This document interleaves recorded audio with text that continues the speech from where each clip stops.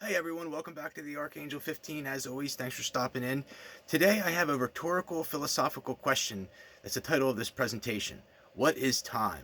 Traditionally, there's various answers to this question. We're going to start with several of them listed here in our handy dandy alchemy, Merriam-Webster's dictionary. I'm not going to number them each one I go through. There's quite a few, at least 13, 14. A period during which an action, process, or condition exists or continues.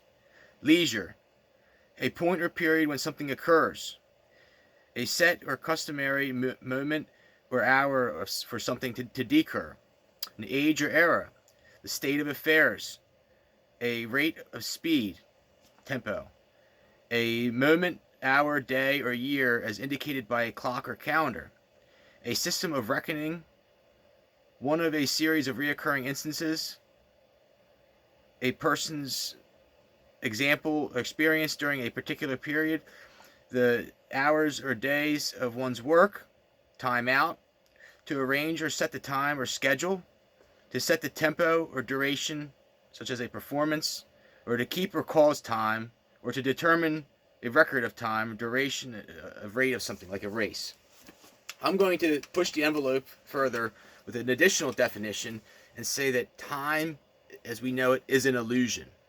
I've talked in the past in my Theory of Everything presentation series about pretty much everything that I want to purvey to you here, but conceptualize time as an illusion.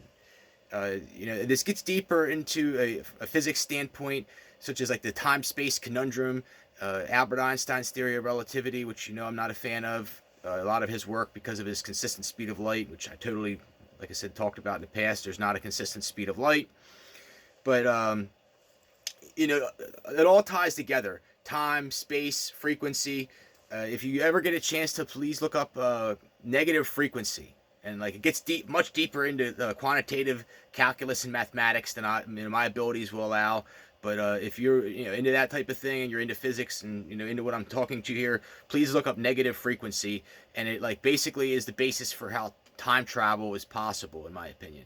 I've read books in the past on the Nazi bell, the Philadelphia experiment. He also gets into stuff with the Hadron Collider, and I totally believe it's plausible, or it's at least a fun concept to toil with.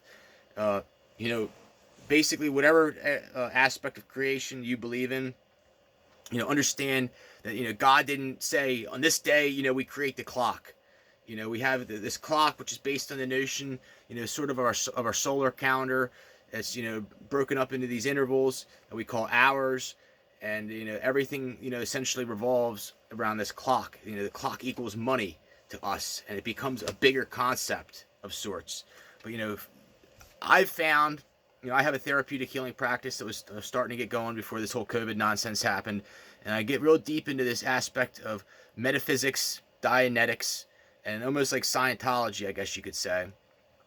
And, you need to learn to free your mind from the confines of time. And when you can do this, you really can, move forward in giant leaps, as far as healing goes, as far as your own, psychological health and well-being, and other aspects as well. I have various presentations. Like I said, I've talked about this in the past. One particular is the placebo effect. The placebo effect. I've heard stories about people who were prisoners of war, and they or even just anything. If you're going through torture, if you're going through suffering, if you're going through turmoil and pestilence in your life, you need to almost like rise above it and like remove yourself from the time that that basically delineates everything of our world, and like almost take yourself to another place in your spirit. And I know that sounds crazy to some people, but I really believe that people who are very successful have a certain ability to do this. For every day, you kind of almost need to just find something that you enjoy doing outside of your work regimen that allows you to escape. Whether it's walking down the road, whether it's reading a book, whether it's working out, whether it's working in your garden, cooking. It could be innumerable things. Playing with your animals, playing with your kids. You get the point.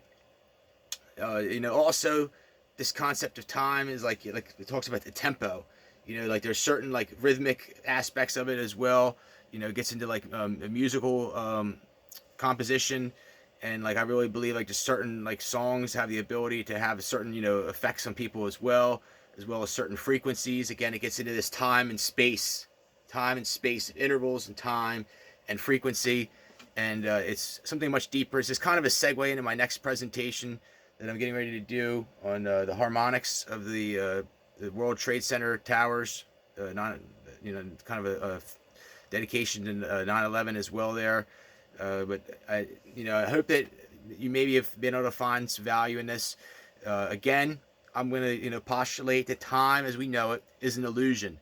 There's people like Harry Houdini who could like do exactly what I was saying. Basically free their mind from this whole notion of time and like almost like slow down or inhibit their metabolic functions, like slow down their heart rate or slow down uh, their breathing process, like underwater, like and like survive for a very very long time, like outside of like what's known to be accepted in normal medical science. Animals also do this as well when they go into hibernation, and I really believe that humans have evolved over the years, and like this modern world that we evolved into is not necessarily to the benefit of humanity. We're born in a crib. They put us right when we were born. They take us and put us into a crib, which is like a prison cell, basically. Then after that, we go into grade school, and in grade school, we look at the clock all day long, and wait for we have everything's dictated by the clock. Okay, we have story time. We have lunch time. We have play time. We have whatever it is, however it works now. I don't know, and then you go after you get out of school. Then you go into your job, and everything revolves around the work day, and making money and perpetuating this greedy capitalistic lie. And in my one of my very last Theory of Everything series presentations, I said like let's go back in time to a time when there was no clocks, when there was no tolls, when there was no taxes, and entrance exams and SATs and all this other stuff. The world was a much simpler, much better, a much happier place, and it's this chaotic materialistic trap that we're born into that perpetuates this, in my opinion. And that's pretty much all I wanted to say on that. As always, folks, thanks for stopping in on the Archangel 15. I appreciate any questions or comments, whether positive or negative. Please feel free to leave your feedback. Take care.